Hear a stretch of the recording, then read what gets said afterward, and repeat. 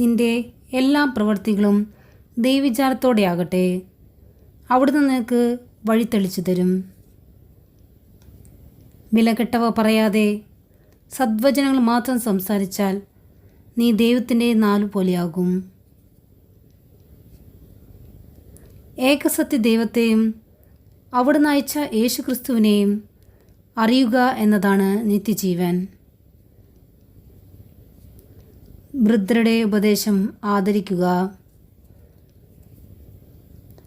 കർത്താവിൻ്റെ ദാസൻ കലഹപ്രിയനായിരിക്കരുത്. അനായാസമായി നേടിയ സമ്പത്ത് ക്ഷയിച്ചു പോകും. നിനക്കെൻ്റെ കൃപ മതി, എന്തെന്നാൽ ബലഹീനതയിലാണ് എൻ്റെ ശക്തി പൂർണ്ണമായി പ്രകടമാകുന്നത്. എനിക്ക് സഹായം കർത്താവിൽ നിന്ന് വരുന്നു. വിശ്വാസമില്ലാതെ ദൈവത്തെ പ്രസാദിപ്പിക്കുക സാധ്യമല്ല. ഇതാ ഇപ്പോൾ സ്വീകാര്യമായ സമയം, ഇതാ ഇപ്പോൾ രക്ഷയുടെ ദിവസം. നിങ്ങൾ ചോദിക്കുവിൻ, നിങ്ങൾക്ക് ലഭിക്കും. അന്വേഷിക്കുവിൻ, നിങ്ങൾ കണ്ടെത്തും.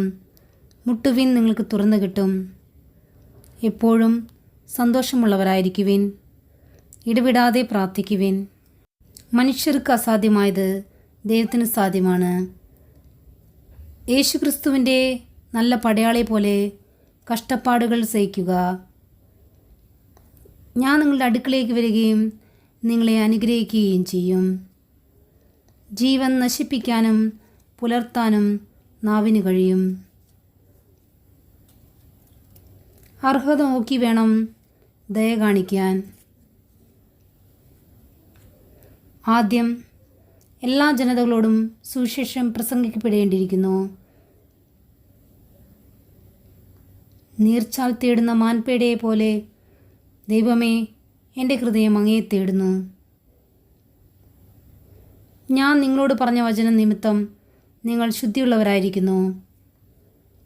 ദൈവം നിങ്ങളുടെ അടുക്കിലേക്ക് വന്ന് നിങ്ങളെ അനുഗ്രഹിക്കും. നീ അളക്കുന്ന അളവിൽ തന്നെ നിനക്ക് അളന്നു കിട്ടും. കർത്താവേ, അങ്ങയുടെ കാരുണ്യം ഞങ്ങളുടെ മേൽ ചൊരിയണമേ. ഞാനാണ് പുനരുത്ഥാനം ജീവനും.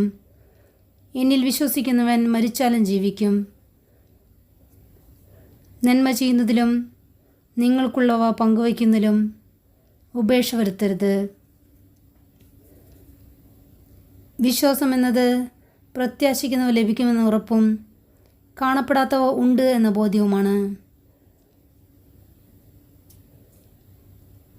കർത്താവ് ആർദ്രഹൃദയനും കരുണാമയനുമാണ്. നീ കർത്താവിൽ ആനന്ദം കണ്ടെത്തും. ലോകത്തിൻ്റെ ഉന്നത സ്ഥാനങ്ങളിലൂടെ നിന്നെ ഞാൻ സവാരി ചെയ്യിക്കും. വിശ്വാസം കേൾവിയിൽ നിന്നും, കേൾവി ക്രിസ്തുവിനെ പറ്റിയുള്ള പ്രസംഗത്തിൽ നിന്നുമാണ്.